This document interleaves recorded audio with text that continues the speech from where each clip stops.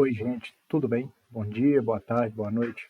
Vou começar aqui a gravar mais uma aulinha na nossa sequência de execução de estruturas em concreto armado. No caso, essa vai ser a quarta aula, tá? E nós vamos encerrar hoje aqui esses conteúdos aqui que eu tinha planejado, beleza? Só lembrando aqui, produtos, marcas e empresas são citados nessa apresentação apenas como exemplos e fontes de informação, não são uma indicação, referência ou preferência do autor. E os sites indicados foram acessados de 15 de janeiro até 27 de fevereiro de 2021, caso não informar, beleza? Bom, vamos lá. Começando aqui, ó, a gente já falou da parte de projeto, da parte de formas, né? Da parte de armaduras, já trocamos uma ideia do planejamento da concretagem, plano da concretagem em si nós já conversamos e encerramos na aula passada em Lages, tá? Agora eu vou falar de alguns conceitos com vocês, da parte de juntas, os tipos de juntas que a gente tem, alguns conceitos como armadura transversal, longitudinal, positiva, negativa, pele, ancoragem, por aí vai, viga T, viga invertida, viga de transição, e os tipos de concreto, nós vamos trocar uma ideia aqui, concreto aparente, concreto com fibra, projetado, por aí vai, tá? E por fim, espero que dê tempo hoje aqui, eu vou tentar trabalhar esses três tópicos, vamos falar um pouco de concreto pré-fabricado e protendido, tá certo? Bom, começando aqui com as partes de juntas, eu montei essa tabelinha aqui, e dividir a questão de juntas pela nomenclatura e pela aplicação, tá? Para começar, nós vamos trocar uma ideia aqui de juntas de dilatação, expansão ou movimentação, também chamadas de junta de encontro, beleza? São estruturas de concreto armado e em pontes, tá? A posição dela é sempre vertical e ela é sempre especificada em projeto. Quando a gente tem essa junta de dilatação em um prédio, uma estrutura de concreto, basicamente é o quê? Ela permite que a estrutura se adeque à variação volumétrica do concreto, em função da temperatura, tá? E ela vai ter uma junta dessa sempre a cada 15 metros, de acordo com a norma 6118.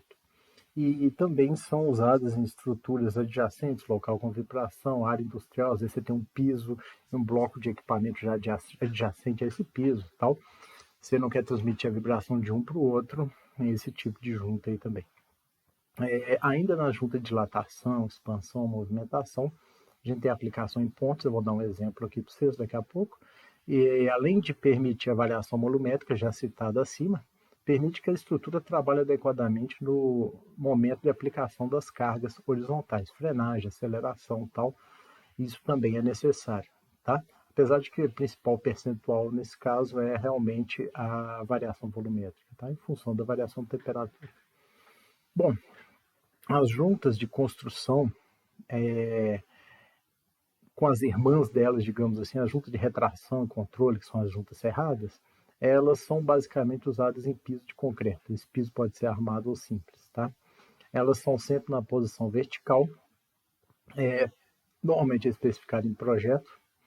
E o que acontece? Quando a gente tem junta de construção, separa a área do piso em trechos a serem concretados. Vocês vão ver aqui na frente, colocado um sarrafo, tábua, um pedaço de madeirite, alguma coisa, assim como eu falei do piso industrial, aquele exemplo lá seria bom. Então essa junta de construção é uma tábua que limita até onde aquele concreto vai, tá? Depois aquela tábua é removida e continua a concretagem a partir daquele trecho. Combatem efeitos da variação do tempo de pega em concretos lançados em momentos diferentes e, além disso, absorvem as dilatações. Mais ou menos com o mesmo objetivo, mas com procedimento executivo diferente, são as juntas de retração e controle, também chamadas de juntas cerradas. Também piso de concreto, mas aí basicamente em concreto armado. Já é obra um pouco maior porte, quadra, piso industrial e por aí vai. A posição é vertical, tá? Essa tem que ser especificada em projeto, e são cortes feitos para direcionar as trincas de retração, tá? É basicamente para controlar a retração do concreto. Todo concreto sofre uma retração, uma redução volumétrica, principalmente nos primeiros dias, tá? Tanto que essa junta cerrada, o corte, eu até mostrei o equipamento para vocês já, né, anteriormente, vamos trocar uma ideia aqui novamente, ela é feita por volta de 10 horas a 14 horas do momento da concretagem, beleza? Você não pode deixar o concreto ganhar resistência sem essa junta, senão ele vai criar a trinca dele. E isso não é legal, tá? E por último, nós temos também a junta de concretagem, ou junta fria, tá? Essa já tem a posição inclinada a 45 graus, tá? A espessura é nula. Por que a espessura é nula? Porque nesse caso o objetivo é a adesão máxima do concreto antigo com o novo. Essa junta é quando a gente interrompe a concretagem, quando a gente para, ela fica normalmente a 45 graus, tá? E essa interrupção é devido a falta de energia, falta de concreto, qualquer problema que você tiver que teve que interromper, ou mesmo pode ser uma interrupção, uma junta de concretagem, uma junta fria programada. Tá? Você não consegue concretar todas as vigas daquele pavimento num dia, você vai concretar uma parte, aí você vai chegar em determinadas vigas, você vai parar naquele ponto, a 45 graus, e começar depois. Nós vamos falar dessas aí também, beleza? Então são basicamente 3 tipos de junta, sendo que a junta em piso de concreto se subdivide pelo processo executivo. Continuando essa explicação, Ana, aqui em cima a gente vê as juntas de dilatação, expansão e movimentação. Tá? Na primeira figura aqui à esquerda, a gente vê uma sapata e 2 pilares nascendo. Nessa sapata você vê que tem um espaçamento entre eles. Esses pilares aí estão até com uma nomenclatura que eu peguei da figura P3 e P4. Tá? Porque a partir já da onde esses pilares nascem, na realidade, a gente está falando do arranque, né, aquele trecho do pilar abaixo dos baldrames, esses pilares já nascem com um espaço entre eles, com uma separação com essa junta. Essa junta, ela passa pelos baldrames, também os baldrames vão se iniciar do P3 para a esquerda, do P4 para a direita. Essa junta é mantida também nos baldrames. Os pilares, aí sim podemos usar o termo pilar, né, acima do baldrame, eles também terão esse afastamento e, inclusive, todas as vigas, tudo ali vai respeitar esse afastamento, como a gente vê na figura já, essa esverdeada aí mais à direita, tá? Você vê que são 2 pilares, a cabeça de 2 pilares, né, com essa junta, e a junta vem pela viga, tá? Talvez vocês já tenham visto isso na escola que vocês estudaram, tá? Isso aí, normalmente, escola, você tem uma largura, você tem um prédio ali de uma dimensão muito maior do que 15 metros, e essas juntas existem normalmente nas escolas por aí, onde eu estudei tinha. E aqui mais à direita, ainda na junta de dilatação, a gente vê, por exemplo, 2 vigas uma ao lado da outra, igual a foto do meio aqui, e você vê que entre essas vigas foi colocado um EPS, um isopor, para quê? Para que elas sejam concretadas, primeiro concreta uma, e depois coloca o isopor e concreta outra, tá? E aqui a gente vê que são colocados uns tarugos flexíveis em polietileno, 2 tarugos maiores, que fecham a junta estrutural. E quando chega no piso, no contrapiso, tem que ter essa junta também. Você não pode passar com o contrapiso como se essa junta não existisse. Só que ali você não precisa deixar toda a espessura exigida em projeto estrutural. Você vai deixar uma junta com uma espessura menor, tá? Então ali já é usado um tarugo menor e dá o acabamento normalmente mástic ou o que for o caso ali, tá? Você pode ver que aqui nós temos a espessura da junta estrutural, tá? E lá em cima nós temos piso e contrapiso com uma junta nesse revestimento de uma espessura menor, tá? Professor, o que é esse tarugo aí? São tarugos igual esse que vocês podem dar uma olhada aqui, tá? Quanto às juntas de construção, isso daqui é o que eu falei, ó. Aqui a gente vê um piso sendo executado e as juntas delimitadas por sarrafo, já concretou uma parte do piso, vai concretar a parte adjacente, mas para isso vai ser removida essa madeira antes, tá? Aqui você já vê o rapaz aqui com o equipamento, né, com a serra. Nós já até falamos um pouco desse equipamento. Ele está fazendo o quê?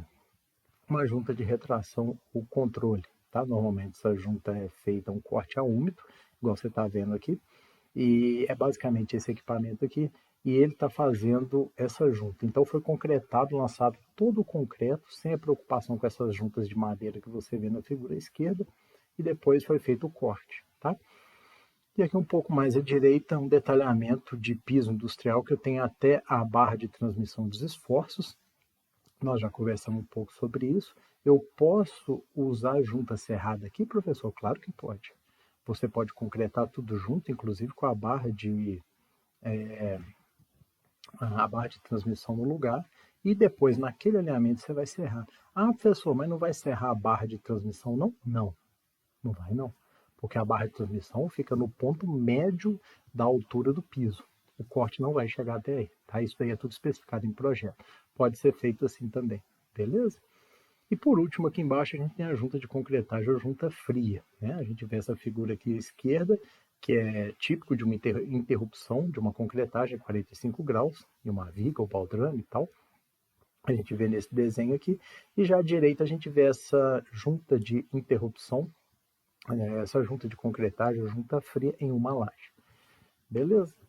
Trocando uma ideia com vocês aqui, ó, dessa primeira junta que a gente vê, que é uma junta de dilatação ou expansão, eu estou mostrando uma foto aqui, a ruptura do viaduto da Marginal Pinheiros. Tá?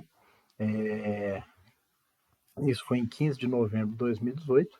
Por sorte, ninguém se feriu, ninguém se machucou. Foi muita sorte. Tá? Porque se fosse no momento de trânsito intenso, meu Deus, daria um grande problema.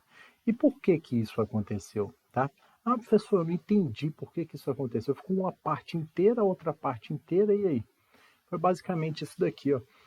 Você vai reparar que os dois trechos que você tem do tabuleiro, você tem um trecho onde as pessoas estão ali e o outro trecho que cedeu, esses dois trechos são suportados por duas travessas.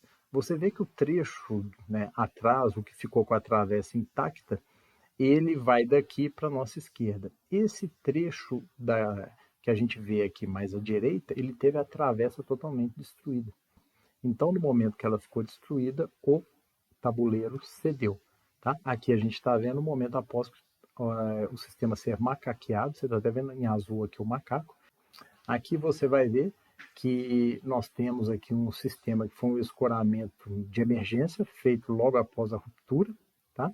Aí depois teve esse macaco aqui em azul, que ele ergueu a estrutura, você vê que foi feito todo um sistema de bases para esse macaco aqui. Inclusive foram colocadas estacas aqui para esse macaco. E o macaco aqui ele já não está trabalhando, porque foram colocados esse sistema aqui enquanto a obra seria executada, tá? Digamos assim, um escoramento para a execução da obra. Aqui a gente já vê a obra acabada, né? Vocês veem que o pilar, onde a gente tem o pilar aqui, já era o pilar antigo mesmo. Foi feito um bloco de concreto protendido, inclusive você vê aqui a indicação que isso aqui é um concreto protendido. Foi recuperada essa travessa e foi trocado o neoprene. Daqui a pouco eu vou falar um pouco de neoprene com vocês. Aqui agora a gente vê essa parte de junta de construção, a gente vê o seguinte, eu já tinha comentado essas três figuras superiores com vocês e voltei com essa figura de baixo, que é a execução de um piso industrial. E por último, ainda nessa parte de junta aqui, ó, essa parte de junta fria ou concretagem, quando você tem uma interrupção, a superfície das juntas, né, elas devem receber um tratamento. Aquele concreto ali que já está endurecido, que você lançou, ele já teve o tempo de pega, tempo de início de pega dele, o tempo de pega dele já começou e já está ganhando resistência. Então, essa superfície tem que ter um tratamento com escova de aço, jateamento de areia. Normalmente se usa escova de aço mesmo, tá? Qualquer outro processo que proporcione a formação de alguma ranhura, alguma coisa assim.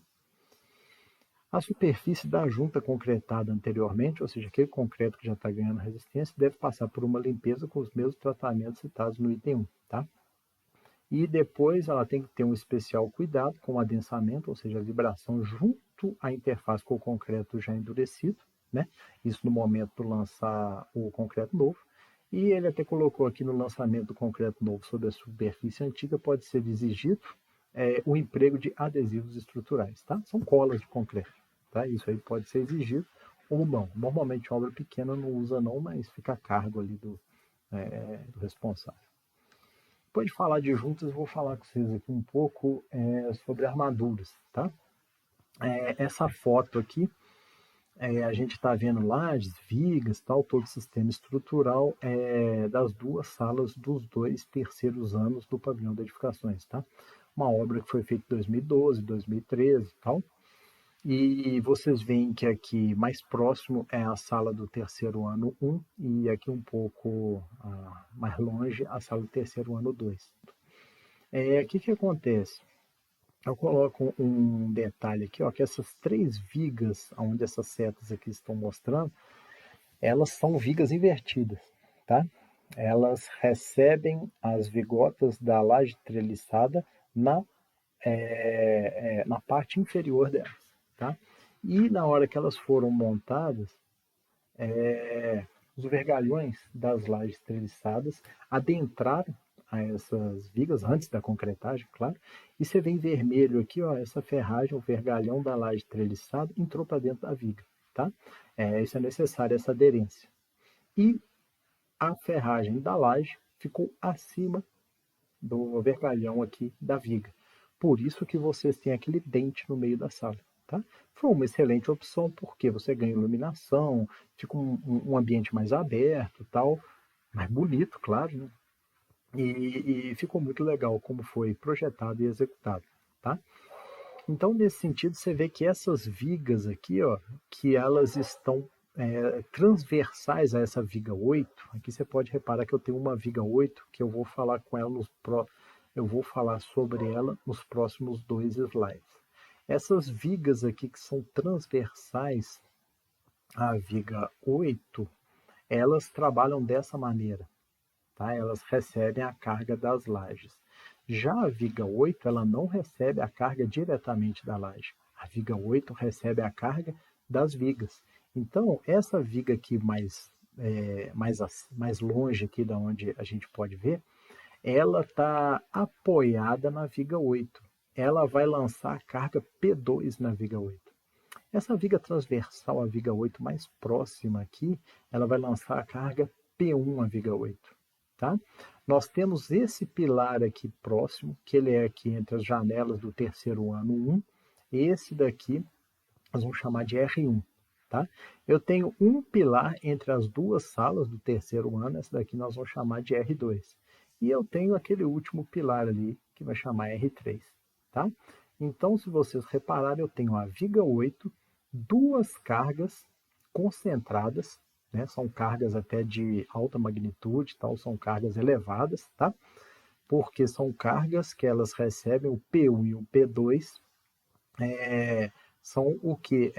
Cargas das vigas transversais que, além de ter vãos relativamente grandes, ainda recebem as cargas da laje.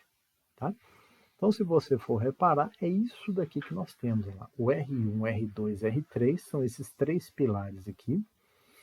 Nós temos as cargas que as vigas que recebem a carga da laje transmitem para a viga V8, que são essas cargas aqui, P1 e P2, tá? Isso vai gerar um sistema onde a gente tem momentos positivos e momentos negativos, tá? E vocês viram também com o tio Flávio o seguinte, momento positivo, para a gente combater o momento positivo, a gente precisa de uma demanda maior, a gente precisa de um reforço maior de armaduras na parte inferior da viga, que é onde o sistema vai sofrer a tração. Lembra bem, o concreto é muito bom a compressão, né? Na tração é que ele precisa do auxílio da armadura. Tá? Então, aonde a gente tiver momento positivo, ou seja, no meio dos vãos, né, no meio das salas de aula, das duas salas de aula, aonde a gente tem ali a aplicação de P1 e P2, eu tenho reforços positivos, ou seja, reforços na parte inferior da viga, que é justamente onde a gente tem a tração. Já aqui no alinhamento de R2, aonde eu tenho o momento negativo, eu vou precisar de um reforço estrutural, de uma armadura negativa que vai ficar na face na face superior da viga, que é justamente onde vai ter a tração, tá? Porque quando a gente está no meio do vão, a gente tem a tração embaixo e a compressão em cima na viga. Quando a gente está no apoio, isso inverte. Eu vou ter a tração acima e a compressão embaixo. Então, esse daqui é o projeto exatamente daquela viga 8 ali. Esse é o projeto que eu fiz algumas coisas aqui em cima. aonde eu mostro para vocês a armadura superior, né? Que são 2 barras de 8 milímetros ao longo de toda a viga, tá? Uma armadura superior na região do momento negativo, é o reforço para o momento negativo, onde nós temos 4 barras de 16 milímetros. Nós temos ainda 4 barras de 16 milímetros ao longo de toda a viga na face inferior, tá? Você vê que quando a gente fala, por exemplo, dessas 4 barras, 2 delas são de montagem, onde são amarrados os estribos, e 2 ficam aqui no meio como reforço, mas vão de fora a fora, beleza? E você vê que, voltando um pouco ao que eu tinha falado um pouco antes aqui, a armadura negativa, a gente também tem 2 barras de 8, que são de montagem, e essas 4 de 16, que é o reforço negativo apenas nesse trecho aqui, tá? Nós temos ainda os estribos e nós temos ainda a armadura de pele, tá? Aí você vira para mim e fala, ô professor, por que as 4 barras de 16 vão de fora a fora e não apenas no lugar, no local ali da atuação do momento positivo? Aí eu te respondo, aí eu já te dou até outra definição, é por causa da ancoragem. Eu preciso de um trecho dessas barras ancorados no meu concreto, além daquela solicitação. Então, além do momento positivo, além do trecho que vai ser solicitado por um momento positivo, eu tenho essa ancoragem. E o mesmo para o negativo, o mesmo para o negativo, no trecho além do momento negativo, eu também tenho essa ancoragem aqui. Beleza? E se alguém ainda ficou com dúvida, o que é o reforço positivo, o que é o reforço negativo, a gente vê nessa viga aqui. Armadura de pele e os estribos. Beleza? Aqui eu já tinha falado com vocês que é a viga invertida, mas essa questão da viga T é interessante aqui. É o seguinte, quando a gente concreta junto a laje com a viga, tá? Aí a laje trabalha junto com a viga e elas vão ter essa seção aqui em forma de T. Isso daqui é uma viga T, tá? Nessa foto aqui a gente vê como que é concretado uma viga T. Inclusive os critérios de dimensionamento de uma viga T, eles correspondem a esse método executivo aqui, beleza? Por fim, viga de transição é isso aqui, ó. Imagina um prédio. Na garagem eu tenho maiores vãos, né, e um número menor de pilares. Aí quando eu chego nos pavimentos, tipo, digamos, nos apartamentos, tá? Aí eu tenho menores vãos, só que esses pilares vão ter seções menores para serem embutidos nessa alvenaria. Então eu preciso de uma viga de transição. O que vai ser essa viga de transição? É uma viga que, além de suportar a laje acima dela, ela vai receber cargas pontuais de pilares, tá? Isso aqui é uma viga de transição. Então ela é uma viga com elevadíssima densidade de armadura, tá? E é uma parte ali da execução, né, de uma estrutura em concreto armado, onde tem que ter muito cuidado, beleza? Agora falando um pouco dos tipos de concreto, nós vamos ter aqui, por exemplo, concreto aparente, né? Normalmente é um concreto, como o próprio nome diz, depois ele vai, né, ficar visível, tá? Ele tem que ser feito com formas de compensado, plastificado ou de alumínio, tá? Ele vai ser usado nesse sentido óleo ou cera desmoldante nas formas antes da concretagem, para quê? Para que na hora da remoção das formas você tenha um acabamento muito bom daquele concreto, porque vai ser visível, né? Um concreto autoadensável ou o mais fluido possível. Se ele não for autoadensável, tem que ter um adensamento muito bom. Muito cuidado na desforma, pé de cabra, beirada, nem é recomendado usar pé de cabra, e muito cuidado na desforma e já prevê isso na hora do travamento. Um travamento fácil de ser removido, um escoramento tranquilo de ser removido, tá? E por fim, polir e envernizar, tá? É muito interessante essa questão. É necessário sim um polimento, não é que o negócio acabou o concreto, está pronto minha estrutura aqui de concreto aparente. Não, tem que ter um polimento e passar um verniz, tá? Continuando aqui, estou dando um exemplo para vocês de concreto aparente. É o Mineirão, vocês vêem uma foto dele antes da reforma e depois, tá? tiveram as etapas de lixamento, reparo de superfícies, né? Depois o reparo das deteriorizações, né? Preenchimento de brocas, infiltrações, corrige tudo isso, tal, a causa da infiltração. Depois um estucamento, que é uma camada de pasta de cimento.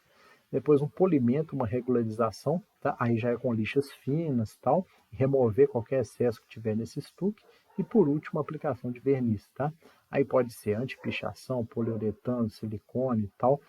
Esse que é o detalhe. Uma grande dificuldade que eles tiveram no Mineirão foi nessa questão do estuque, que é uma pasta de cimento, você ter a mesma aparência no entorno todo do Mineirão, tá? Porque você tem que ter, claro, a mesma quantidade de água no cimento que você vai montar aquilo ali, aplicação da mesma maneira, tal, teve que ter um treinamento dos operários para existir essa padronização. Então esse é o concreto aparente. Existe também o chamado concreto com fibras, né? São fibras metálicas do tamanho de uma haste de cotonete, um pouco maior, e são N fibras, várias fibras, um saco de fibras, que ele é colocado dentro da betoneira, do caminhão betoneiro, tá? Então essas fibras são distribuídas pelo concreto, esse concreto é lançado. Isso faz com que ele dispense armaduras, tá? Dispensa os vergalhões. Ah, professor, onde que isso é utilizado? Piso industrial. Cada vez mais está sendo utilizado concreto com fibras para piso industrial. Concreto projetado você vê aqui, na face de um muro de cortina atirantada. Tá? Você vê aqui até a cabeça dos tirantes e tal. E esse é o chamado concreto projetado. Concreto autoadensável, né? A gente já falou bastante dele, até dos ensaios de adensamento dele, tal, espalhamento, tal, esse esquema todo. E o grout. O grout é basicamente um concreto mais fluido possível com agregado abaixo de 5 milímetros. Por que isso? Ele vai ser colocado em lugares de difícil acesso para vibração, para adensamento. Beleza, aqui vocês estão vendo, está sendo lançado um sistema de reforço de um pilar, tá? A gente vê que esse pilar nem chegou a receber revestimento e depois foi colocada uma armadura em volta dele e está sendo elevado a seção do pilar, tá? Então, ou seja, esse pilar vai ter uma capacidade de carga incrementada. Ah, por que isso, professor? Provavelmente ali, durante a obra, fizeram alguma modificação e a carga desse pilar, eles vão lançar uma carga maior do que a carga para a qual ele foi dimensionado. Então, eles estão aumentando a seção dele. Bom, continuando aqui, né, nós temos o concreto pesado, que esse concreto pesado ele é feito com agregados de elevada densidade. Hematita, magnetita e tal, não mais aqueles agregados que a gente usa aí, tipo gneiss e tal, alguns outros, são agregados mais densos, tá? Então, por que isso? Porque às vezes é necessário a produção, por exemplo, de um contrapeso industrial. Essas peças de concreto aqui, elas têm uma elevada densidade para trabalhar como contrapeso, tá? E outra coisa também é o isolamento de radioatividade, tá? Pela densidade dos agregados, você tem uma isolação maior com o concreto pesado. Existe também o concreto rolado, que a gente está vendo aqui na figura inferior esquerda, né? Ele é feito para bases em pavimentação e barragens de concreto. Ele é um concreto que, após lançado, ele é compactado, tá? Ele não é vibrado, ele é compactado com o rolo compressor, tá? Esse é o chamado concreto rolado. A gente também tem o concreto ARI e CAD, alta resistência inicial, concreto de alto desempenho, tá? O alta resistência inicial, ele tem um ganho de resistência mais rápido. Então, ele possibilita que eu tenha desforma, remoção dos escoramentos em menores prazos, tá? E um concreto de alto desempenho é um concreto que tem uma elevadíssima capacidade de suporte, tá? Uma elevadíssima capacidade de receber cargas, tá? E foi basicamente nesses dois, por conta da existência desses dois tipos e do desenvolvimento tecnológico do ARI, concreto ARI e do concreto CAD, que são possíveis a execução de grandes prédios, tipo esse aqui, o Burj Khalifa, que hoje é o maior do mundo, tá? Porque você tem que ter concreto muito resistente e que ganhe essa resistência o mais rápido possível para viabilizar o andamento da obra, beleza? Aqui, ó, eu vou falar por último aqui do concreto ciclópico, né? O concreto ciclópico, ele é um concreto onde tem adicionado a ele a chamada pedra de mão, tá? Vocês estão vendo aqui algumas pedras de mão e tal, e à medida que vai sendo lançado o concreto, igual vocês estão vendo aqui, né? Até com funil e tal, vai sendo lançado por alguma pessoa as pedras de mão, tá? Então a gente vê aqui um tubulão, isso daqui é um tubulão, elemento de fundação, tá? E aqui a gente tem até uma seção do fuste, beleza? A gente pode ver aqui que tem a dimensão máxima das pedras, né, maior que 30 centímetros e menor que 1/4 da dimensão mínima do elemento construído. O concreto ciclópico, ele tem um volume menor do que 30% de pedras de mão, tá? Isso em volume, é importante salientar. As pedras devem ser limpas, lavadas, saturadas com água e envolvidas no mínimo com 5 centímetros de concreto. Tá? Então você vê que eu não tenho uma pedra encostando na outra, não tenho uma pedra encostando na face do elemento estrutural. A gente tem 5 centímetros no mínimo de recobrimento delas. Tá? E elas devem ser oriundas de uma rocha estável, com a mesma qualidade ou superior do concreto, do agregado graúdo do concreto. Beleza? Bom, continuando aqui, agora eu vou falar um pouco das interferências, tá? As interferências que a gente tem entre os projetos, entre os sistemas de instalação elétrica, hidráulica, tal, com o sistema estrutural, tá? Aqui a gente vê uma questão residencial. Você vê que eu tenho colunas de água fria e água quente, e essas colunas propiciam uma distribuição vertical aos pavimentos. Ela está levando a água aos pavimentos, beleza? Normalmente, quando a gente está falando de uma construção residencial de menor porte, igual essa daí, essas tubulações passam dentro da viga, tá? Elas são colocadas antes da concretagem, beleza? Você pode ver algumas aqui nessa foto. E quando elas chegam ao pavimento onde elas vão servir, né? Aí tem toda uma distribuição dentro do pavimento, igual vocês podem ver aqui nessa figura da direita, beleza? Água fria, água quente e tal. Quando é o sistema de execução aqui da instalação elétrica, a gente também tem uma interação com o sistema estrutural. Na distribuição horizontal, eu tenho as caixas, né, que ficam no teto, que ela está com a boca para baixo, vai ser concretada em volta, eu vou ter acesso à boca dessa caixa por baixo, né. A gente vê aqui os conduítes, né, que correspondem à distribuição horizontal no pavimento, e depois que chega na parede, a gente tem a distribuição na parede, né? Nesse trecho aqui, a gente passa dentro da viga, tá? Então, ou seja, tem uma interferência também com o sistema estrutural, tanto com a questão da laje quanto da viga, certo? Isso é relativamente simples quando a gente fala de residências, tá? Quando a gente começa a falar de sistema predial, aí as pessoas às vezes têm algumas soluções equivocadas, igual essa fotografia que vocês podem ver aí, tá? Se quiser maiores detalhes, pode ver esse vídeo aí. Mas isso é um erro, esse tipo de corte nesse local, tá? Onde o cortante é elevado, onde você tem a aplicação de uma carga pontual na viga, isso não é legal. Vocês podem ver esse vídeo se quiser. E se quem quiser um detalhe adicional sobre cortes, furos verticais em viga de concreto e os furos transversais, tem esses 2 vídeos aí, tá? Eles explicam bem, de acordo com norma e tal, fica interessante, mas eu não vou entrar nesse detalhe não. Agora, e quando a gente não pode de maneira nenhuma fazer furo? Quando a gente não pode sair, né?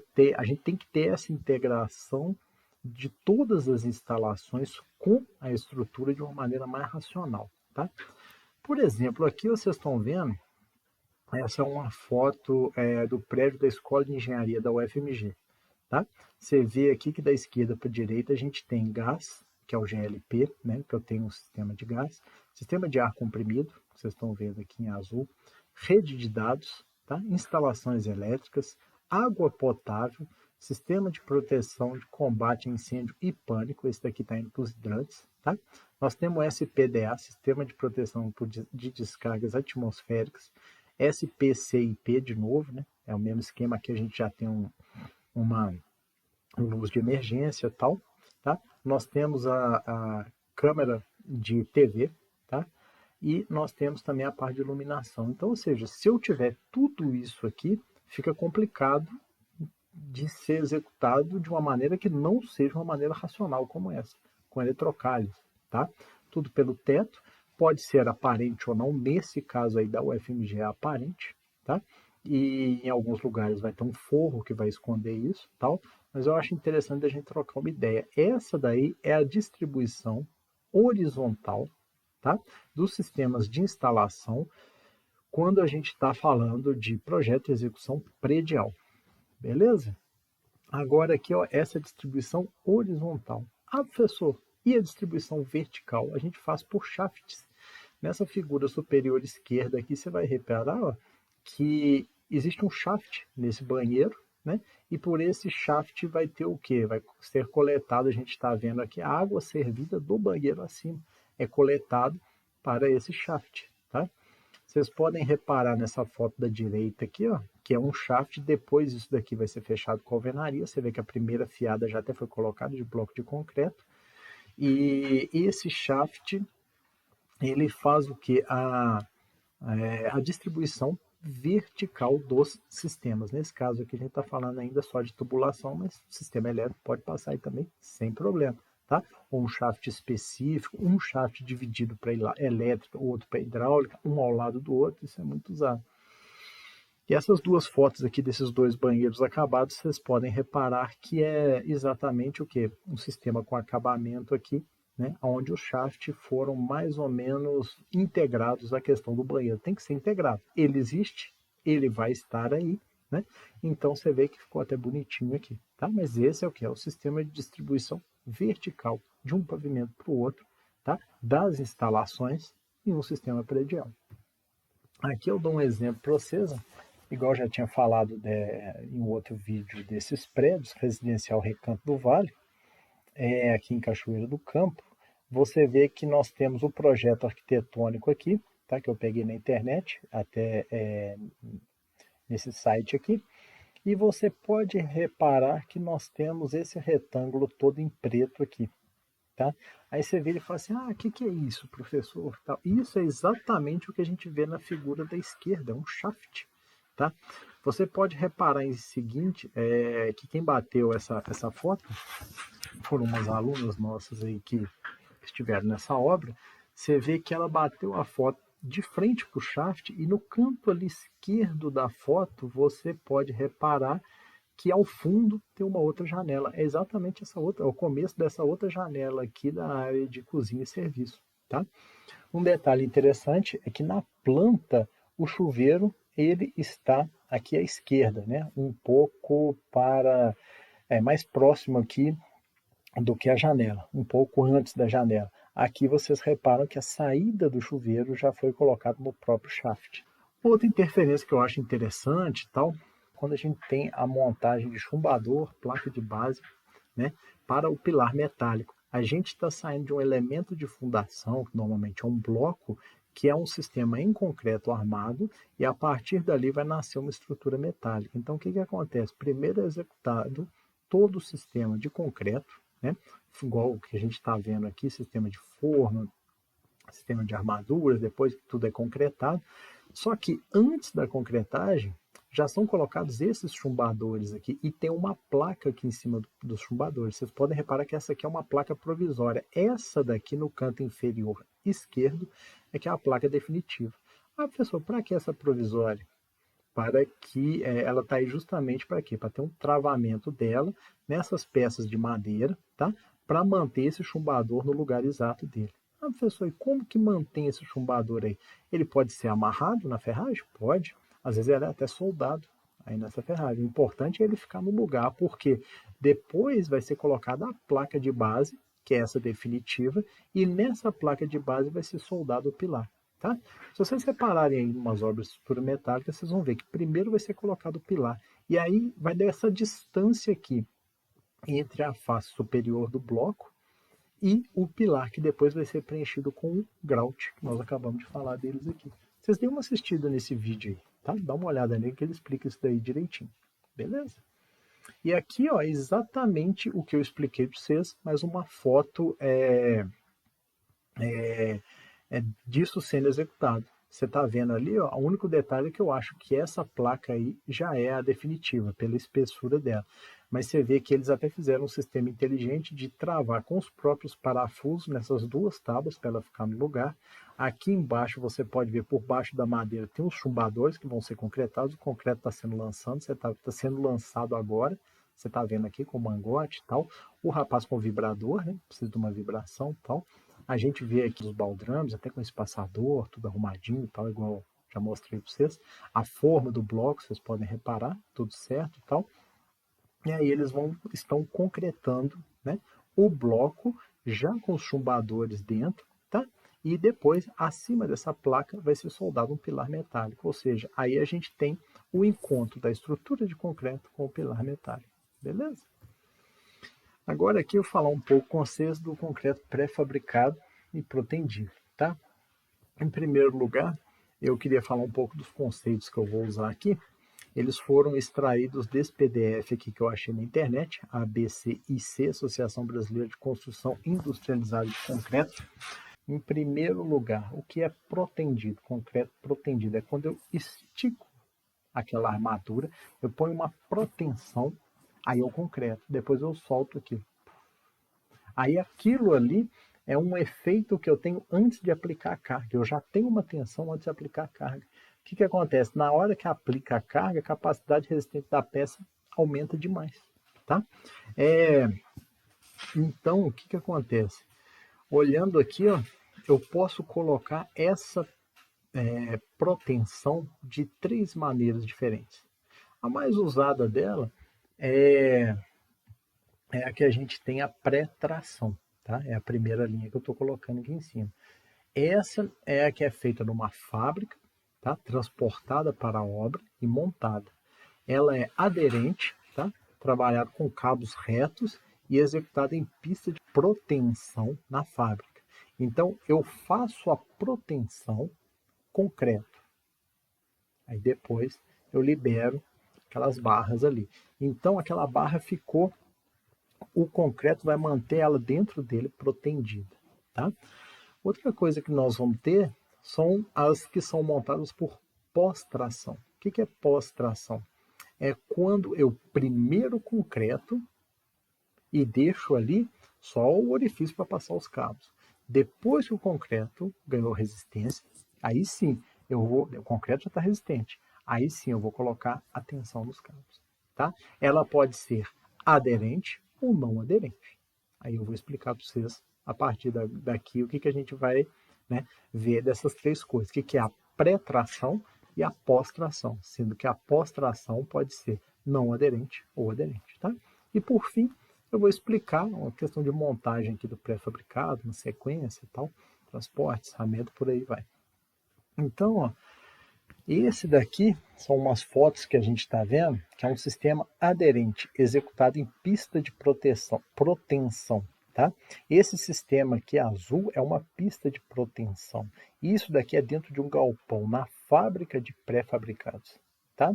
Então, o que vai acontecer? Eles vão montar, na próxima foto aqui você pode reparar, a gente tem essa forma, vai ser colocada as ferragens, né, no caso as armaduras, né, que a gente já está falando mais de armadura do que de vergalhões, né, a gente vai ter as armaduras, elas vão receber uma tensão, uma proteção, e isso vai ser concretado. Tá? Vai ser esperado o que? 5, 7, 10 dias, aí depende das características do concreto, né? São N fatores que envolvem, mas você vai esperar aquele concreto ganhar resistência.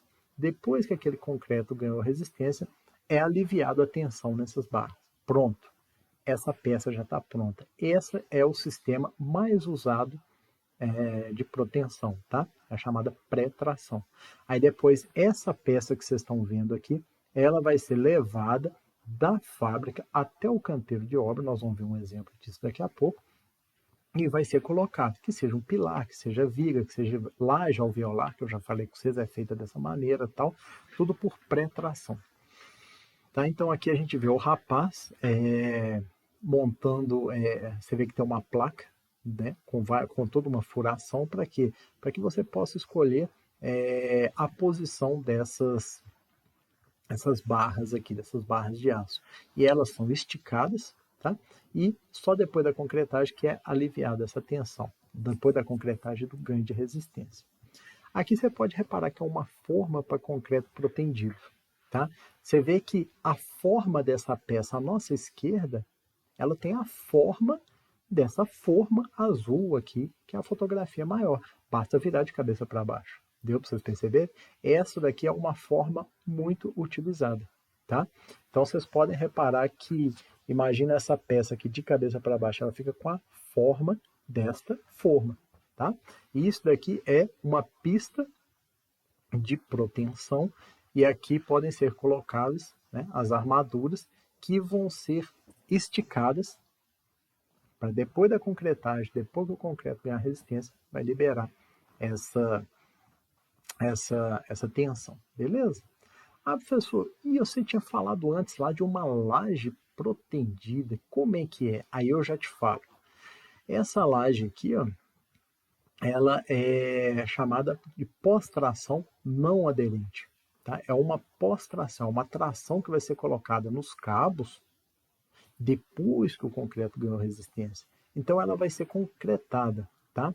Você está vendo que nós temos essas bainhas plásticas aqui, tá?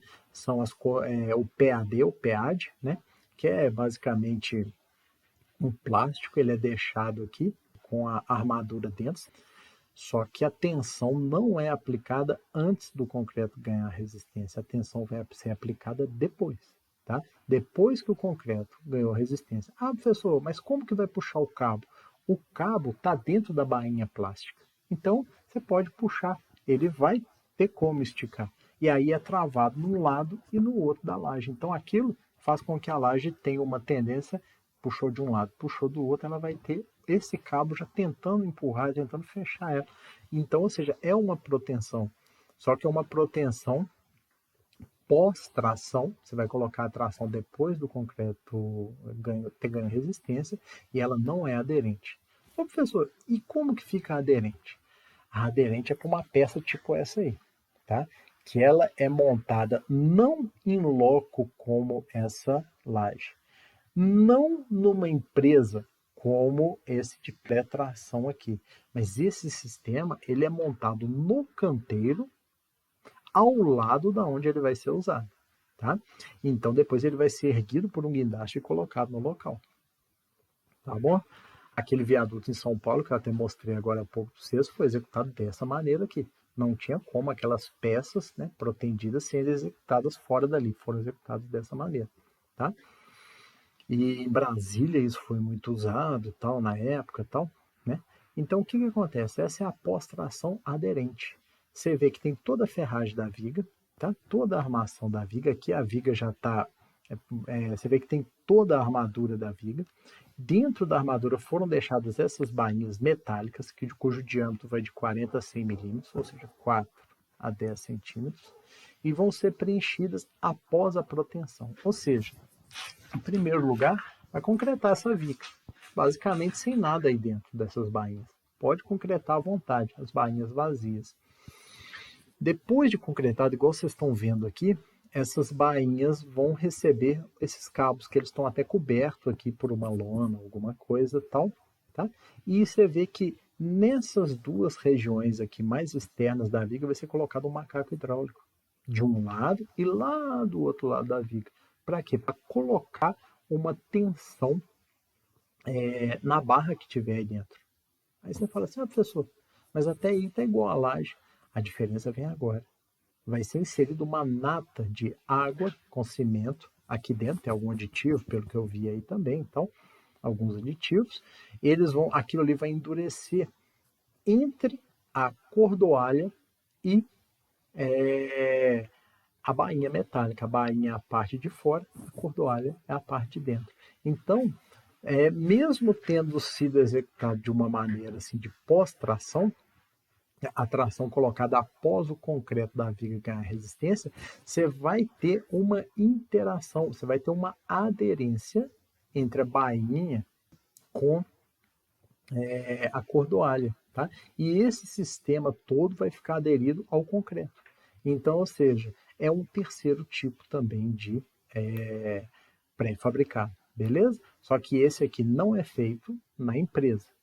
Não é feito em loco, como a laje. Ele é feito no canteiro de obra, ao lado de onde ele vai ser colocado. Por isso vocês estão vendo todas essas vigas aqui, uma do lado da outra, tá? E quem tiver alguma dúvida a mais, que tiver interesse, pode dar uma olhada nesse vídeo aqui que o cara explica direitinho, tá? Ele foi nessa obra aí e explicou. E eu já vi isso aí também na beirada de estrada, eu passando de carro ali, dirigindo e tal. Aí você vê aquelas vigas sendo feitas ali e vai precisar de um guindaste muito bom, não só um, dois, três, quatro, para colocar essas vigas no lugar. Tá? O içamento aí é algo muito detalhado. Beleza? Por fim aqui, ó, para a gente fechar, né? Já tá uma hora boa. A gente vê aqui, ó, essas aqui são um sistema pré-fabricado, tá? Executado lá na fábrica de pré-fabricados. Executado é uma pista de proteção, tá?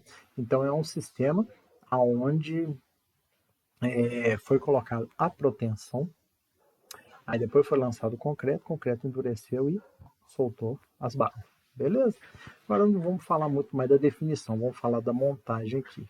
Ela saiu lá da fábrica, veio, né, numa carreta até a obra, já tem um guindaste telescópico aqui, ele está fazendo o içamento, tá?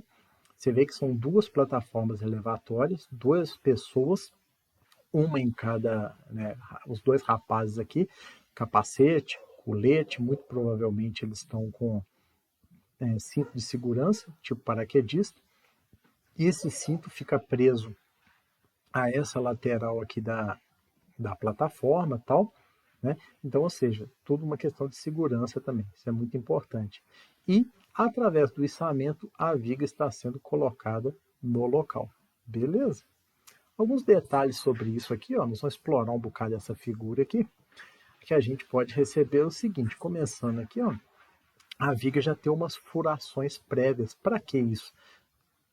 Questão da interação com as instalações, igual eu já tinha falado com vocês. Você vê esses 3 furos aqui, são uma furação prévia. Outra coisa, contra a flecha, vê que eu coloquei uma linha aqui, eu até coloquei essa linha tracejada vermelha com muito cuidado aqui, dei uma aproximação legal, para vocês conseguirem ver isso aqui, ó. Estando a linha reta, né, porque é uma linha aqui do PowerPoint, você vê claramente aqui uma pequena curva nessa viga, né? Então isso é o que? A contraflecha, que nós já conversamos aí também, beleza? Você vê aqui, ela espera para solidarização com a laje. Então a viga, né, ela já tem o que? Uma ferragem que você está reparando aqui na montagem, tanto na montagem quanto no meu esquema.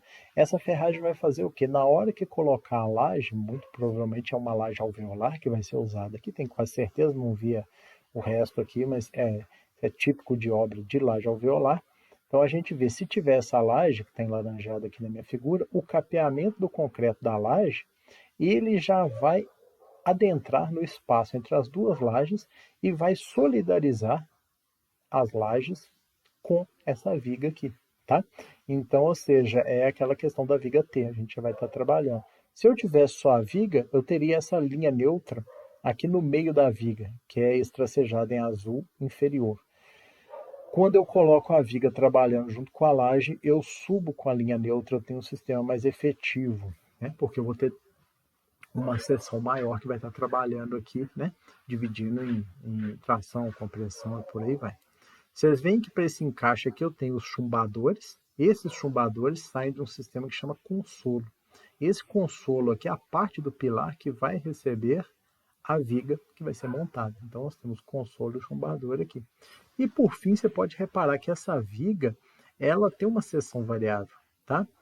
Mais para o centro dela nós temos aqui essa seção que eu estou mostrando aqui para vocês, tá? Quando eu chego mais próximo ao apoio, ela já é uma seção transversal cheia de concreto. Nós vamos falar disso daqui a pouco, beleza? Aqui, ó, se eu pegar, vocês viram isso aí também com o tio Flávio, diagrama de momento fletor, né?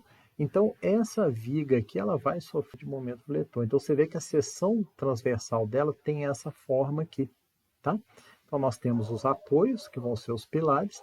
Essa viga, vocês enxergam aqui direitinho aquilo que vocês viram lá na parte lá do diagrama do momento fletor, né?